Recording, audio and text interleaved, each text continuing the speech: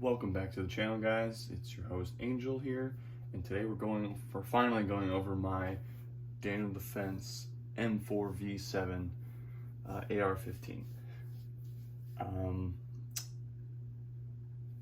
First, I'm going to put it out there. Obviously, right now, this is probably the most controversial rifle of 2022 of all the stuff that's been happening. With that being said, keep in mind it's still a rifle, and realistically, when it comes down to everything of it, what an AR-15 is, it really just comes down to training. You can have the cheapest AR-15 you can buy, or the most expensive, and either way, they all do the same thing. Yes, I agree. You know, if you don't want to support the company anymore, that's your choice. I'm not going to judge you, but you know, if you have a rifle and it's a great rifle, you know, give credit where credit's due.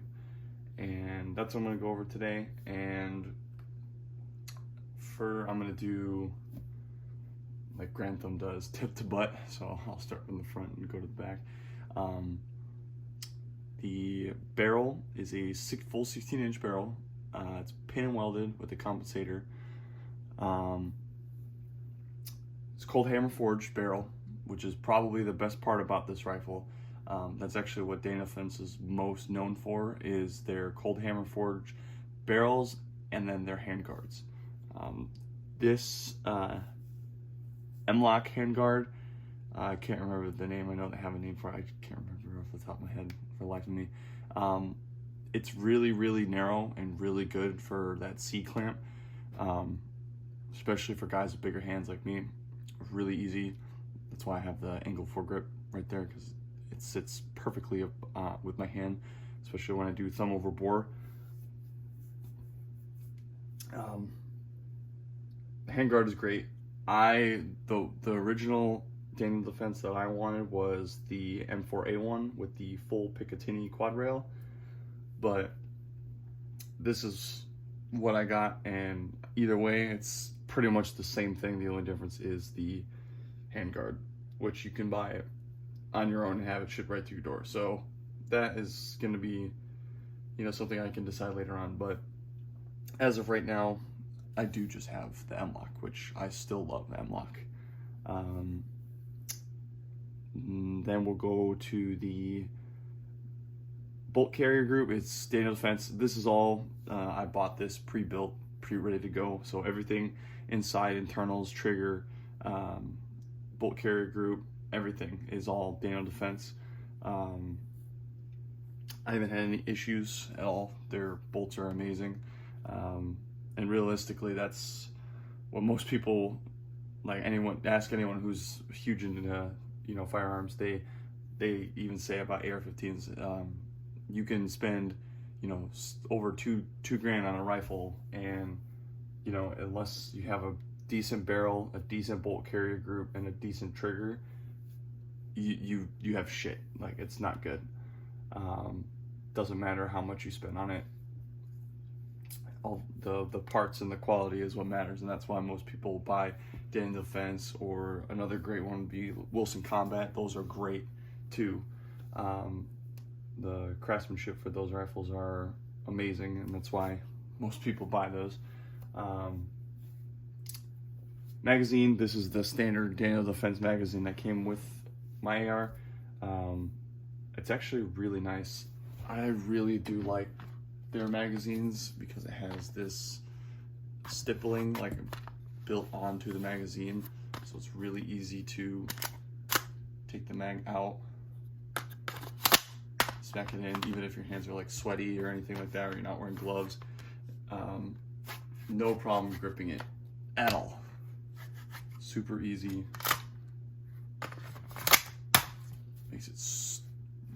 Makes it almost damn near impossible to not pull it out, or, you know, hold on to it. Let's see, and then next we'll go into the trigger. The trigger is just the standard mil-spec trigger. Unfortunately, I do not have the Geisley flat trigger that comes with the Pro. I might switch it on Sunday because I do like those flat triggers. But I'll be honest, especially with me having military background, this is what I'm used to. This is what I've trained with. My muscle memory is designed or basically around this trigger. So this is good for me for now. I'm very comfortable with the curved standard mil-spec trigger. It's just good for me. I don't really care about the trigger pull. A lot of people say, oh, the standard mil-spec is too hard of a trigger pull, but for AR, it's really not that bad. Even the standard trigger, I've seen, and I've had some dog shit ARs that have terrible triggers. It's just awful. This one out of the box is not bad at all. I'll take this one any day. So the furniture is Daniel Defense. I say that because this is the pistol grip that came with my AR. That is an aftermarket stock. I do have a video on my channel going over that stock. It is an Amazon knockoff, but it actually works, which is surprising. And it's like half the price of a real Daniel Defense stock. Still have my real one, but obviously aesthetic is over everything in the gun community. So I did throw that on because of the FDE stock.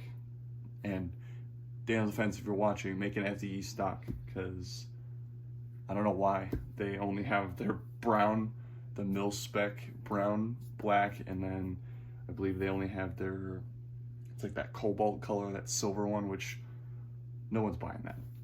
Let's be honest. And then charging handle. I love charging handle. Going back up because I forgot this part. Charging handle is great. It is a ambidextrous charging handle. And it is not, it's plastic, but it's like, I'm not sure how to explain it, but it's very grippy. And they have like these serrations on here with the grooves for your fingers to get it in, so it is not hard at all to pull it back. Yeah, no, she's a little dirty. I shot her a couple days ago and I haven't cleaned her. But that charging handle is actually really great. It does have a gas port on the charging handle, so if you do run a suppressor, it does shoot out the gas, you know, or at least it tries to. I've seen videos of people that shoot it, and even with, you know, that gas port, it's still very gassy, which, you know, it's a suppressor, that's what it's for, or just what they do. And then last thing we'll go over my optic. That is the Vortex Crossfire 2 1 to 4 times LPVO. It's a beast. I love this thing, and this is the op mod version, so this is from the Optics Planet. This is like their exclusive one, where it comes in like this, you know, brown, I can't remember, it's that like bronze coating. Looks super cool. It looks like the oh my gosh, what's the oh my gosh, I can't think. That's embarrassing. The US Army's Vortex optic. This is gonna make me angry, but you guys are gonna roast me in the comments. That's okay. This is just what I use. You know, I understand people wanting to, same with like what I said about the bolt carrier group and barrel, about the AR, same with your optic. Same thing goes with the optic. If you have a shit optic, your rifle is virtually useless. And that's why I would invest in a good optic, because you know, you can still, if you're a guy that runs iron sights, obviously you're fine. But most people nowadays, they run some kind of optic. In my personal opinion and experience, I've run the Trijicon ACOGs or the SDOs, and those things are awesome optics. They're beast optics. I've seen, you know, guys drop their M4s in the, you know, off a jungled cliff, like 100-foot cliff, and literally break the glass on the optic, but it still shows the reticle, and it's still held at 0. So, you know, Trijicon definitely, they win durability test. Vortex, they also are good for the optics. This is their cheapest one, but to be honest, I did want to try it out, so I did buy it to see how this optic would perform, and I've had no issues with this optic. It's great. It's a very simple optic. Let's see if I can show you guys the picture, if it'll focus. I don't think it will. That's okay. I'll take a couple pictures and I'll put them in the video of the sight picture. But it is battery powered, so it does have a red dot on the optic, and it, like I said, it is a 1 to 4 times. This thing is, I love it. Super cheap. It's cheap, but it's good, if that makes sense. And that's what I like about Vortex, is they make quality products no matter what. I was gonna get the Strike Eagle, which is their 1 to 6 times, and then I found this one, and I said, what the hell, why not try it out, see how it performs. And it really does perform, because I do like, obviously, with my AR, I did buy, you know, a very expensive AR, but I do like trying out cheaper stuff and seeing if it works, because, you know, you don't always have to be the, you know, the guy with the best gear, because in realism, like I said earlier, it all comes down to training. You know, you can give, you know, a regular, let's say a Sport 15 to a Navy SEAL, and he can give you his decked out Mark 18, and it's a 1v1, and he's still gonna smoke you. So it really doesn't matter. It all comes down to training, and you know, and the other thing is, make your rifle comfortable to you. Don't you know, look at other people and do something. If it's comfortable for you, do it for you. You know, that's the great thing about AR-15s, is they're highly customizable, and you can adjust anything. Pretty much everything on the AR-15 is like, you can swap out. And of course, with Picatinny and even M-Lock now, you can fit virtually anything. You fit your bipods, your bayonets, your flashlights, your PAC-15s, PAC-16s, you know, everything. You can do your regular 30 round mags, you can do your 60 round mags, 50 round mags, 100 round mags, you can do anything. Switching out different grips to furniture, whichever one. And the last thing I was going to go over is weight. These things are super lightweight. Probably the lightest AR-15s that I've ever like used out of the box. There are some that are close to being light, and I guess that's a big selling point now, is like how heavy AR-15s are when they buy them out of the factory. But without my optic, this rifle weighs basically 6 pounds. 6 pounds for an AR-15 is stupid light. My Rock Island double stack 1911 that I have, and I have a video already up about that. That thing is like 3 pounds fully loaded. So that pistol alone is like half the weight of this rifle. And then, you know, with my optic, it adds, I wouldn't even say more than like 1.5 pounds. So, you know, we're probably with the optic looking at like 8 pounds total, maybe 9 total. Which for AR-15, that is stupid light. You can carry that around all day. And I wish I had something like this, maybe not this exact setup.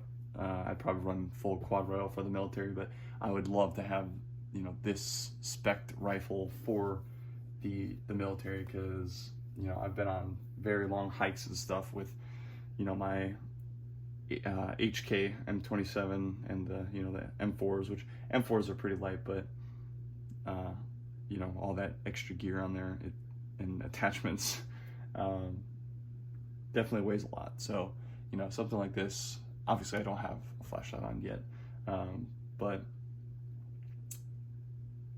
yeah, I would definitely run this for sure. I'll put some footage of me shooting my rifle. Unfortunately, it's not like, it's the only closest range to my house, and it's very admin is what we call it. So it's not going to be like those speed reload drills, you know, doing the, you know, failure to stops and all that stuff, or box drills, anything fancy like that. Unfortunately, it's just me like shooting just standard in a lane.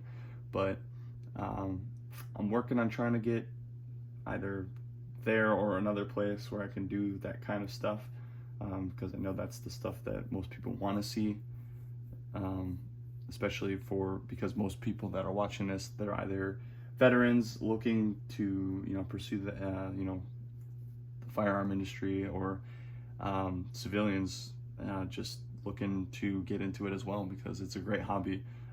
It's just expensive. That's the one thing. And all the guys that have a couple firearms, they'll know that this stuff gets expensive real quick. But you know, if it's something you enjoy, I would definitely you know, get a firearm. It is your Second Amendment right in America, so, you know, definitely get your firearms while you have them, or have the opportunity to, especially ARs. And you know, that's what I said about earlier, how this rifle alone is pretty much the most controversial rifle of 2022. And yeah, it really just comes down to what you want, what you need, and I guess what you can. Alrighty, well, that pretty much does it. I'll change some stuff on my AR, of course, because it's, you know, modular. I can do pretty much anything I want. I'll probably upgrade it and change some stuff on it, and then I'll do like a follow-up video, or really anything. I'm not sure. I'll probably get, you know, the canted iron sights on the side, you know, flashlight, or even a PEC if I'm feeling daring enough, and then maybe even switch out for quad rail to mark the M4A1 rail. But that pretty much goes for the video, guys. Thanks for tuning in. Thanks for watching.